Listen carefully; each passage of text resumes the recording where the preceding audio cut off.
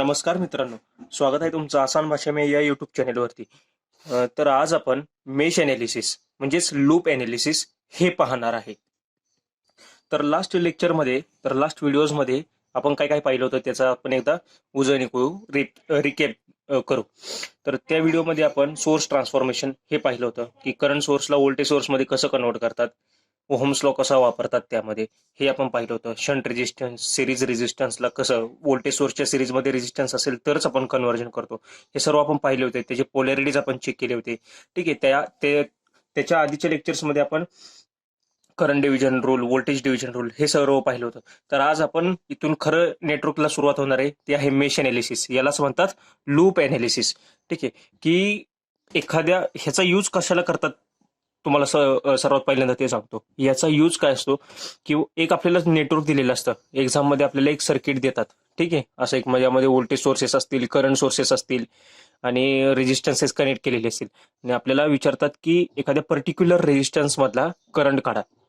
ठीक आहे, तर या टाईपचे प्रश्न आपल्याला विचारले जातात, किंवा तो रेजिस्टन्स किती पॉवर डिसिपेट करतोय या टाईपचे क्वेश्चन्स विचारले जातात, किंवा टोटल व्होल्टेज सोर्स किती करंट सप्लाय करतोय या टाईपचे क्वेश्चन्स विचारले जातात. तर त्यासाठी आपण हे मेश अनालिसिस शिकणार आहे की यामधून आपण डिफरंट ब्रांचेस मधले आपण करंट फाइंड आउट करू शकतो. यालाच आपण लूप अनालिसिस म्हणतो. लूप अनालिसिस का म्हणतो? कारण की आपण प्रत्येक लूप मध्ये आपण केव्हीएल अप्लाय करतो. हा एक लूप, पहिला लूप झाला, हा दुसरा लूप झाला आणि हा तिसरा लूप झाला. तर प्रत्येक लूप मध्ये आपण केव्हीएल अप्लाय करतो. ठीक आहे, त्यामुळे याला लूप अनालिसिस असं सुद्धा म्हणतात. तर तुम्ही आता हे सर्किट बघा. हवं तर हे सर्किट व्हिडिओला पॉज करून हे सर्किट तुमच्या वहीमध्ये ड्रॉ करून घ्या. ठीक आहे, तर आता आपल्याला काय विचारलंय की आपण आता शिकण्यासाठी आपण काय करूयात की प्रत्येक ब्रांच मधला करंट काढूयात. ठीक आहे, म्हणजे एक्झामला जरी तुम्हाला विचारलं की 1 ओहम मधला करंट काढा तरी तुम्हाला ते सोपं जाईल. आपण काय करायचं, आपण शिकताना सर्व ब्रांचेस मधला करंट फाइंड आउट करायचा, जेणेकरून आपला चांगला सराव होईल. तर हे सर्किट आपल्याला दिलेलं आहे. यामध्ये तुम्ही बघू शकता 10 व्होल्टचा एक व्होल्टेज सोर्स कनेक्ट केलेला आहे. त्याच्या सिरीजमध्ये 2 ओहमचा रेजिस्टन्स कनेक्ट केलेला आहे. इथे 4 ओहम, 1 ओहम, 6 ओहम, 4 ओहम आणि इथं 20 व्होल्टचा व्होल्टेज सोर्स कनेक्ट केलेला आहे. ठीक आहे, तर आता आपल्याला पूर्ण करंट फाइंड आउट करायचे. तर सर्वात पहिल्यांदा मेश अनालिसिस मध्ये तुम्ही काय करणार की प्रत्येक लूप मध्ये केव्हीएल अप्लाय करायचा. मग केव्हीएल अप्लाय करण्यासाठी बघा, मी हा पहिला लूप कन्सिडर केला. हा माझा पहिला लूप आहे, हा माझा दुसरा आहे, हा माझा तिसरा आहे. तुम्ही वाईस वर्षा सुद्धा घेतलं तरी काही प्रॉब्लेम नाही. त्यानंतर आपण काय करणार आहे, करंटची डायरेक्शन ही क्लॉकवाईज अझ्युम करणार आहे. ही क्लॉकवाईज करंटची डायरेक्शन झाली. ठीक आहे, तर आता हा करंट गेल्यानंतर जसं मी तुम्हाला सांगितलं, एंटरिंग टर्मिनलला मी पॉझिटिव्ह कन्सिडर करतो, लिव्हिंग टर्मिनलला मी निगेटिव्ह कन्सिडर करतो. त्याचप्रमाणे आता 4 ओहम मध्ये तुम्ही बघू शकता, म्हणजे माझा करंट जो I1 आहे तो माझा कसा येणार आहे, इथून -2 मध्ये एंटर होणार, म्हणजे -10 व्होल्टच्या मायनस टर्मिनल मध्ये एंटर होणार, प्लस टर्मिनल मधून बाहेर जाणार, हा परत 2 ओहम्स मध्ये एंटर होणार आहे आणि हा करंट इथे जाऊन इथे करंट डिवाइड होणार आहे. हा आपला जो करंट येतो आणि रिमेनिंग करंट इकडे खाली जाणार आहे 4 ओहम मध्ये, म्हणजे हा पण त्याचा इंटरिंग टर्मिनल झाला. हा जो करंट येतोय हा पॉझिटिव्ह टर्मिनल, म्हणजे आपण व्होल्टेज असं कन्सिडर करणार की 4 ओहमच्या पॉझिटिव्ह टर्मिनलला तो आतमध्ये येतोय. ठीक आहे, हा पॉझिटिव्ह टर्मिनल झाला व्होल्टेजचा आणि असा सर्किट कंप्लीट होतोय. तर आता आपण केव्हीएल हा पहिल्या लूपला अप्लाय करूयात.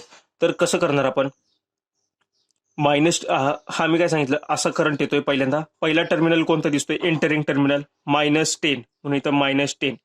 हा करंट पुढे जाऊन जाऊन असा इथं पॉझिटिव्ह, एंटरिंग टर्मिनल काय पॉझिटिव्ह 2I1. व्होल्टेज कन्सिडर करायचं ना आपल्याला. ह्याच्या अक्रॉसचं 2 ओहमच्या अक्रॉसचं व्होल्टेज काय असतं, V is equal to I into R. तर यातला जाणारा करंट काय I1 आणि हा रेजिस्टन्स कुठला 2, म्हणून 2 इंटू I1 प्लस, आता हा प्लस आला इथे. आता एक लक्षात घ्या, इथं आता केसीएल अप्लाय करा. जर केसीएल अप्लाय केलं, हा आपला लूप दुसरा आहे, यातला जाणारा करंट I2 आहे. ठीक आहे, म्हणजे हा करंट आपला I2 आहे इथे येणारा, तर हा करंट I1 आहे. तर हा करंट काय असेल बरं, की बरोबर आहे ना, हा करंट असा येतोय आणि इकडे दोघांमध्ये डिवाइड होतोय. हे तुम्ही डायरेक्शन बघू शकता करंटची. हा करंट इकडे येतोय आणि इकडे आल्यानंतर दोघांमध्ये डिवाइड होते. काही करंट इकडे पुढे I2 जातोय आणि काही करंट इकडे खाली जातोय. तर हा खाली जाणारा करंट काय असणार आहे की टोटल करंट मायनस हा I2 चा ब्रांच, I2 करंट, म्हणजेच तो रिमेनिंग करंट खाली जातोय. म्हणून हा करंट काय असणार आहे इथला, I1 मायनस I2. तर हा करंट काय आला I1 मायनस I2. म्हणून हा आता एंटरिंग टर्मिनलला आपण काय म्हणलं नेहमी पॉझिटिव्ह कन्सिडर करायचं, म्हणून positive plus 4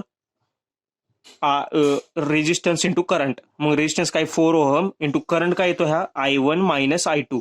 I1 minus I2 is equals to 0. मग हे जर सॉल्व्ह केलं, आता हा -10 हा इकडे गेला तर +10 झाला. 2I1 प्लस 4I1 म्हणजे 6I1 आणि -4I2 हे आपलं इक्वेशन नंबर 1 झालं. हे समजलं तुम्हाला लूप केव्हीएल आपण कसा अप्लाय केला. ठीक आहे, आता अजून क्लिअर करण्यासाठी दुसरा लूप बघूयात. तर हा दुसरा लूप आहे. ठीक आहे, या लूपमधनं करंट कोणता फ्लो होतोय I2. तर हा करंट I2 आहे, हा करंट असा जातोय इकडे. त्यानंतर इथे पण हा करंट परत डिवाइड होतोय की खाली हा इकडून येतोय I2, इकडे जातोय I3 म्हणजे हा तिसऱ्या लूपचा करंट I3. तर इकडे खाली किती करंट जात असेल तर हा I2 मायनस I3 हा करंट असा खाली जातोय. पुन्हा इथे परत तुम्ही आपण करू शकतो, हा करंट कुठला येतो इकडे खाली I2 मायनस I3. हा करंट I2 मायनस I3 खाली येतोय आणि इथे जाताना I2 म्हणजे इकडे प्लस I3 हा परत इथे ऍड होतोय. म्हणून I2 मायनस I3 आणि हा प्लस I3 परत I2 झाला. ठीक आहे, minus I3 plus I3 cancel झालं. त्यामुळं इकडे I2 पुन्हा येतोय असा परत सर्किट वरती जाते. ठीक आहे, तर हा आपल्याला दुसरा लूप आहे. तर याला आपण केव्हीएल अप्लाय करूयात की पहिल्यांदा काय येणार आहे, I हा पॉझिटिव्ह टर्मिनल कन्सिडर करायचा. ठीक आहे, तर करंट कुठला I2 इंटू R म्हणजे 1. म्हणून I2 into 1 is equal to I2. ठीक आहे, हा करंट असा गेल्यानंतर परत खाली पहिली पॉझिटिव्ह टर्मिनल कन्सिडर करायचा. पॉझिटिव्ह यातून जाणारा करंट काय I2 मायनस I3 इंटू त्या ब्रांचचा रेजिस्टन्स किती 6. म्हणून 6 इंटू I2 मायनस I3. हे समजलं, हे I2 मायनस I3 कसं आलं. जसं सिमिलरली I1 मायनस I2 आहे तसंच हा करंट I2 मायनस I3. ठीक आहे, आता हा कम्प्लीट होताना परत आता इथे एक इम्पॉर्टंट हे तर लक्षात द्या व्यवस्थित की ही जी पोलॅरिटी लिहिली आपण पॉझिटिव्ह निगेटिव्ह ही या लूपसाठी लिहिली आहे. बरोबर, आता या लूपसाठी पोलॅरिटी लिहिताना मी या साईडला लिहिले. मी काय सांगितलं, जो करंटचा जो एंटरिंग टर्मिनल असतो तो नेहमी पॉझिटिव्ह कन्सिडर करायचा. तर आता मग काय बघितलं की हा करंट असा इकडे गेला असा खाली जाऊन हा परत असा वरती जाणार इकडे. तर वरती जाताना हा टर्मिनल पॉझिटिव्ह कन्सिडर करायचा पुन्हा एकदा आणि हा करंट निगेटिव्ह कन्सिडर करायचा. तर हा करंट कुठला आहे I1 मायनस I2 आहे का तर नाहीये. व्यवस्थित लक्ष द्या, हा करंट असा इकडे आला हा I2 हा तर समजलं तुम्हाला, हा I2 असा आला. इकडे करंट कुठला जातोय I1 जातोय, हा I1 आहे, हा I2 आहे. इथे परत KCL अप्लाय करा. या नोडला जर KCL अप्लाय केला तर काय येतोय, हा एंटरिंग टर्मिनल म्हणजे एंटरिंग करंट आणि हे दोन आउटगोईंग करंट आहेत. मग हा करंट काय आला I2 मायनस I1. ठीक आहे, आलं लक्षात. इथं आपण केसीएल अप्लाय केला या नोडला. तर एंटरिंग करंट आपला केसीएल काय सांगतो, जेवढा करंट आतमध्ये येतो तेवढाच करंट बाहेर जातो. तर I2 is equal to I1 plus X. Suppose हा करंट जर एक्स धरला तर ठीक आहे, तर मग एक्स इज इक्वल टू काय येणार I2 मायनस I1. म्हणून हा करंट आला. आता तुम्ही हे बघू शकता की पहिल्या लूपमध्ये वरून खाली येणारा करंट काय I1 मायनस I2 आणि खालून वरती जाणारा करंट काय I2 मायनस I1. म्हणजेच करंट तोच राहतोय, दोघांचं डिफरन्स होतोय, फक्त पोलॅरिटीज रिव्हर्स होत आहेत. I1 मायनस I2 जर पॉझिटिव्ह असेल तर I2 मायनस I1 हा निगेटिव्ह असणार आहे. म्हणजे करंट ची पोलॅरिटी रिव्हर्स झाली की त्याचा साईन चेंज होता. ठीक आहे, तर हे लक्षात घ्या तुम्ही, ज्यावेळी इथं वरती जाताना हा पॉझिटिव्ह पहिला आहे, निगेटिव्ह दुसरा आहे. म्हणून वरती जाताना करंट कुठला लागतोय आपल्याला I2 मायनस I1 इंटू त्याचा रेजिस्टन्स 4 ओहम. म्हणून plus 4 I2 minus I1 is equal to 0. हा करंट घ्यायचा नाही बरं का. I1 मायनस I2 हा जर करंट म्हणजे आपल्या पोलॅरिटीज रिव्हर्स होतात त्यामुळं मेश अनालिसिस पूर्ण चुकून जातं. हा करंट नाही घ्यायचा. करंट जाताना नेहमी क्लॉकवाईज डायरेक्शननीच करंट घ्यायचा की जो करंट येईल तो. ठीक आहे, म्हणून I2 मायनस I1 आपण घेतलं आणि प्लस 4 इज इक्वल टू 0. तर आता हे सॉल्व्ह केलं इक्वेशन. आता बघा हा I2 plus 6I2 plus 4I2 11I2 हा आला. आता हा -6I3 ठीक आहे, आणि हा -4I1 इज इक्वल्स टू 0. हे आलं आपलं सेकंड इक्वेशन.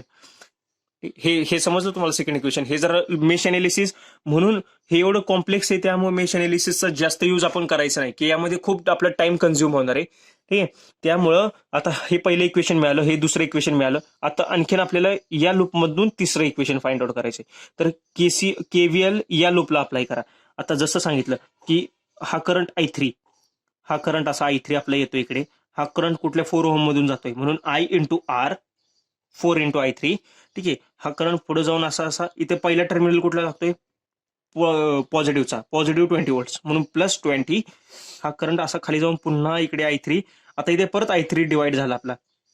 ठीक आहे, इथे आपला परत I3 डिवाइड झाला. मग I3 इकडे येतोय, I2 इकडे जातोय, म्हणजे I3 असा येतोय, त्यातला काही करंट असा जातोय, तर काही करंट असा वरती जातोय. तर वरती जाणारा करंट काय आपला, तर हा अप्पर टर्मिनलला कुठला असणार आहे, I3 मायनस I2.